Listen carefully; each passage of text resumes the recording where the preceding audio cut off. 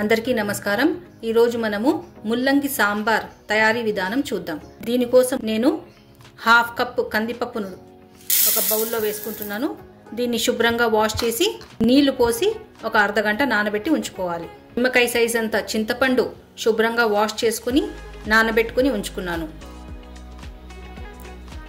బాగా నానిన కందిపప్పును కుక్కర్ లో వేసుకొని ఇందులోకి హాఫ్ టీ స్పూన్ పసుపు వేసుకొని పెద్ద గ్లాసు వాటర్ వేసుకొని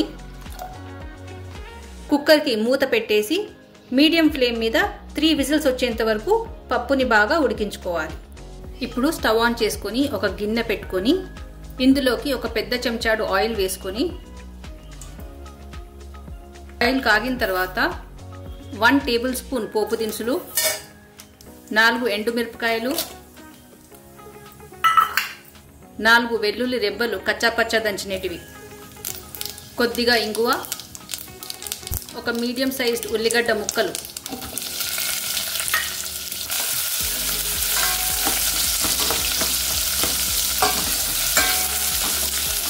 రెండు రెమ్మల కరివేపాకు। ఉల్లిగడ్డ కొద్దిగా వేగిన తర్వాత ఒక కప్పు ముల్లంగి ముక్కలు,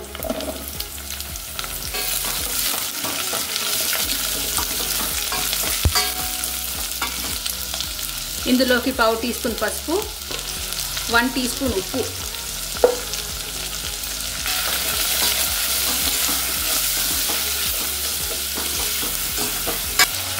వన్ టేబుల్ స్పూన్ ధనియా పౌడర్,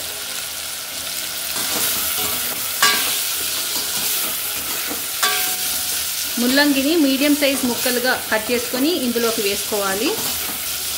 ఇప్పుడు ముల్లంగి కొద్దిగా సాఫ్ట్ అయ్యేంత వరకు కుక్ చేసుకోవాలి।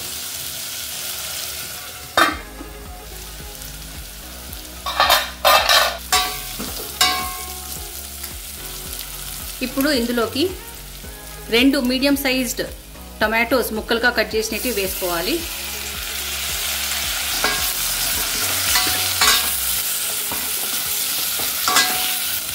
వన్ టేబుల్ స్పూన్ కారం పొడి,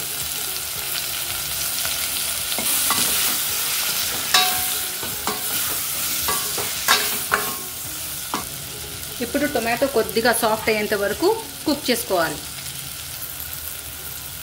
ఇప్పుడు ఇందులోకి చింతపండు గుజ్జుని వేసుకొని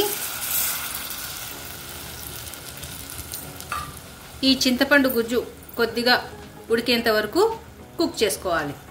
చింతపండు గుజ్జు బాగా ఉడుకు పట్టిన తర్వాత ఇందులోకి ఉడికించిన కందిపప్పు వేసుకోవాలి।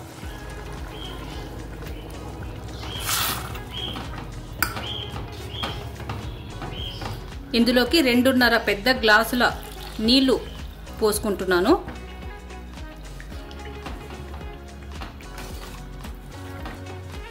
టూ టీ స్పూన్స్ ఉప్పు,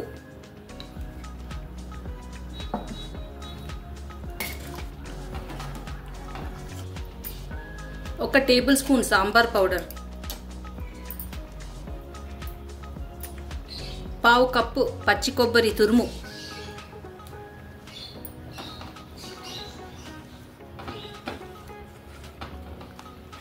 ఇప్పుడు సాంబార్ని బాగా మరిగించాలి।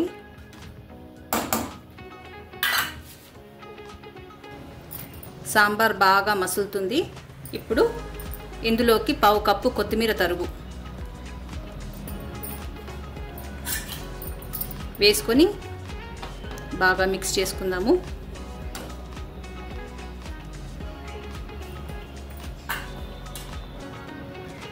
ముల్లంగి సాంబార్ రెడీ అయిపోయింది।